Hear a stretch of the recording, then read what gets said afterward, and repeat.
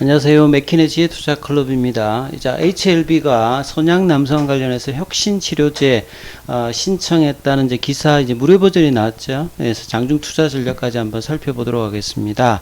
먼저는 지금 현재 미국 시장 선물 흐름부터 한번 살펴봐 드리도록 하겠습니다.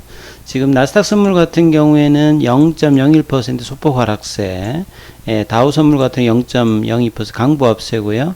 S&P 선물 같은 경우는 0.03 약보합세, 러셀 2000 중소형주 선물 같은 경우는 0.09% 강보합세. 그러니까 큰 흐름이 지금 없어요. 10월달 들어서 미증시 같은 경우에는 이틀 연속 조금 올라갔다가 다시 이렇게 내려오면서 지금 시소 흐름을 하고 있죠. 이제 조만간 이제 3분기 실적 시즌인데 시장이 이제 다음 주에 나오게 되는 이 9월달 CPI 관련되는 지표 이슈가 좀 중요해지는 어떤 흐름들로 계속 이제 시장의 어떤 방향성이 좀 쉽지 않은 흐름들을 계속 보여주고 있다. 이렇게 보셔야 되겠습니다. 그리고 유가 같은 경우에는 이제 오펙 플러스에서 1일 이제 감산 관련되는 부분 200만 배럴 관련되는 이야기가 나오면서 4분기 유가 상승 흐름이 나오면서 여전히 CPI 쪽에 영향을 줄 수 있는 어떤 흐름이죠. 그리고 금값은 좀 빠져 있는 상태. 자, 이 흐름에서 장중에 이제 전반적인 시장 상황에서 수급들 잠깐 한번 살펴보면요. 외국인들하고 기관들은 매도세입니다. 선물 쪽에서 외국인이 좀 매수를 해주고 있습니다만 현물에서는 코스닥 중심으로 매도를 하고 있고요. 기관들 같은 경우는 금융투자, 증권사 중심으로 매도를 하고 있는데 장기투자 연기금이 조금 받고 있는 게 조금 특이하죠.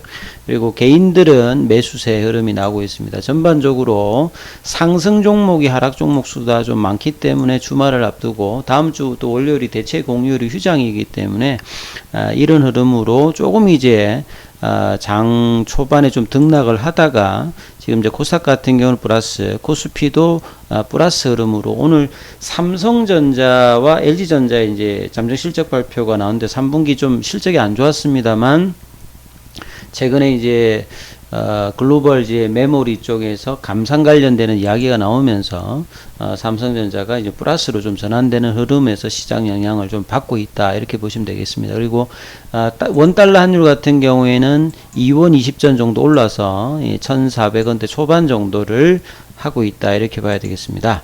자, HLB 관련 기사에서 어제 좀 소개를 해드렸던 파미데일 관련된 기사가 이제 무료로 공개되어서 이 부분 다시 한번 소개를 해드리도록 하겠습니다. 선양남서만 10월 달에 HLB는 간세포함 관련되는 부분에서 프리&A 미팅이 10월 중순에 있고 그리고 지분을 가지고 있는 이뮤노믹 테라피틱스의 교모세포종 관련되는 탑9 다음 달 학회를 앞두고 탑9이 어떤 이제 데이터가 나오냐 이런 어떤 재료를 갖추고 있죠. 여기다가 이제 재료를 하나 더 얹어서 이 선양남서만 관련되는 부분은 올해 중으로 이제 NDA 신청 예상이 되고 있었는데 여기에 이제 혁신치료제 관련되는 부분으로 신청을 엘레바 테라피틱스가 했다 이런 어떤 내용의 기사가 어제 나왔고 이제 무료 공개가 좀 되었죠. 국내에서는 이제 2015년도에 이제 한미약품의 올리타가 이제 혁신치료제로 했는데 이번에 하면 이제 두 번째가 되는 거죠. 혁신치료제의 절반 가량이 FDA 시판 허가로 이어질 만큼 그렇다라고 하면 리보세라님이 관련된 어떤 기대감이 높아지는 호재다 이렇게 봐야 되겠죠.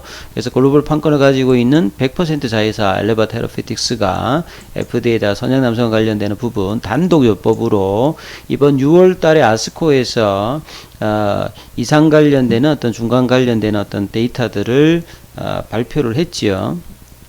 그래서 신청 서류를 접수했다. 이 브레이크스루 테라피 데지네이션 관련되는 지정 관련되는 부분입니다. 보통 선양남성암 같은 경우는 지금 미국 쪽에서도 환자 수가 뭐 13,000명 정도 될 정도로 이 희귀질환이죠. 희귀질환 같은 경우에는 전체 환자 수가 한 20만 명 미만 되면 이제 희귀질환으로 되는데 이게 질환 수가 한 7,000가지 정도 됩니다. 특히 이제 암에서도 암의 종류가 한 330가지 정도 되기 때문에 이런 어떤 희귀 질환으로 돼 있고, 이제 기존의 치료가 외과적 수술이라든지 방사선 치료 이런 것밖에 없는 상태죠. 그래서 마땅한 어떤 치료제가 없는 상태에서 미충족 언맷 니드가 가장 큰 암종 중에 하나다. 그래서 HLB는 리보세람을 가지고 베스트 인 클래스, 퍼스트 인 클래스 두 가지 형태로 내년도에 선양 남성암과 간세포암 관련되는 부분에서 허가 기대감을 지금 목표로 진행을 하고 있는 상태죠. 그래서 6월 달에 임상 이상 관련되는 토대로 FDA와 엔드 오브 페이즈 2 이제 미팅을 하고 이 결과로 이제 이번 혁신치료제 신청을 했다 이렇게 보시면 되겠죠. 이 혁신치료제 절차를 받게 되면 이 패스트 트랙의 어떤 장점을 전부 있으면서 추가적으로 이 FDA에서 채금연구원이 와서 이제 이 부분을 하기 때문에 심사부서와 상의할 수 있는 기회가 늘기 때문에 향후에 이제 NDA 신청 과정에서도 트라이얼 에러 시행착오를 줄일 수 있는 어떤 장점이 있습니다. 그리고 이제 이 혁신치료제로 승인된 항암제 후보물질의 3분의 2 정도가, 그러니까 70%죠. 예, 최종적인 시판 허가로 이어질 정도로 항암제에서 어떤 시판 허가 가능성이 좀 높아진다. 혁신치료제 지정이 된다라고 하면. 그래서 보통 이제 FDA 책임연구원이 혁신치료제 프로그램을 직접 담당하고, 혁신치료제 신청하면 이제 프라이어티 리뷰 관련되는 부분에도 도전해 볼 수 있고요. 가속 승인 관련되는 이야기들도 할 수 있기 때문에 향후에 이제 접수 포함해서 보통 12개월이 8개월 정도로 기간도 단축되기 때문에 내년 하반기에는 이제 이런 결과들을 볼 수 있는 어떤 상황이 있는 거죠. 그래서 혁신치료제 적용받으면 앞서 말씀드렸던 프라이어티 리버라든지 이 acceleration, approval, 가속 승인 관련된 가능성도 상대적으로 높아진다 이렇게 봐야 되겠습니다. 자, 2012년부터 진행되었던 FDA 혁신치료제 지정 제도는요, 임상 초기에 데이터가 뛰어난 약물을 신속히 이제 승인하기 위해서 최종까지 가지 않고 이제 빠르게 이제 승인하기 위해서 이제 만들어져 있는 겁니다. 그래서 중증 이상 생명을 위협하는 질병 상태에 있는 약물이 단독이나 병용용법으로 사용될 때 임상 단계 초기 단계 이제 평가 수중 하나 이상이 기존 치료제보다 의미 있는 이제 높은 효능을 보이면 지정된다 이렇게 봐야 되겠죠. 그래서 혁신치료제 신청 시 승인 확률은 한 38% 정도 되는데, 자, 이 신청 결과가 또 상당히 중요한 어떤 모멘텀이 될 거고요.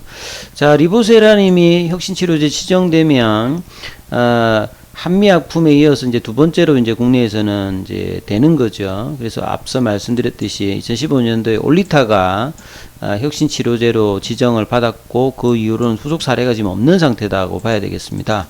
그리고 이제 그 다음 내용을 보면 혁신치료제 적용을 하면 시판 허가 관련되는 부분 내년에 이제 결론 나오니까 제가 뭐 계속 말씀드립니다만 HLB 입장에서 주가 흐름은 올해보다는 내년도가 상당히 뭐 중요한 어떤 흐름이니까 장기 투자자분들은 이 부분을 알아야 되겠죠. 그래서 6월 달에 이제 Orphan Drug Legislation 이 희귀약품으로 이제 지정을 받았고요. 그래서 임상 이상에서 약효 안전성을 입증을 했던 상태에서 혁신치료제 지정 가능성이 좀 높아 있는 상태입니다. 아스코에서 포스트 트론세션을 통해서 ORR 관련되는 부분이 프라이머리 엔드포인트 형태였기 때문에 레시스트 버전 11 버전 했을 땐 15.1%였고요. 초이 이제 평가 기준으로 보면 50.8%가 ORR 관련되는 부분이 나왔기 때문에 상당히 이제 이 부분이 호평을 좀 받았다고 봐야 되겠습니다. 매년 이 1300명 정도가 이제 발생하는 미국에서 희귀암이거든요. 그래서 투약 기간이 장기간 지속되기 때문에 당초 위암보다 여기에 조금 경제적인 효과가 있을 거라 해서 위암 관련되는 부분이 임상이 끝났음에도 불구하고 동시로 FDA에다 넣지 못하기 때문에 이 경쟁력이 있는 선양남성과 관련되는 부분을 우선시한다. 이 부분은 진양곤 회장이 유튜브에서 설명을 했던 부분입니다. 그리고 이제 이 선양남성 같은 경우가 승인이 되면 퍼스트 인 클래스가 되는 거고요. 간세포암 관련되는 부분이 승인되면 베스트 인 클래스를 노리기 때문에요. 내년도에 이 NDA 신청을 해서 이 최종 확정이 되는 어떤 큰 어떤 이제 모멘텀을 가지고 있다. 이렇게 봐야 되는 거죠. 그래서 이러한 어떤 재료가 10월달, 11월달, 12월달 내년도까지 이어지는 흐름에 있다. 이 부분을 투자자분들은 조금 이해를 하셔야 될 것 같고요.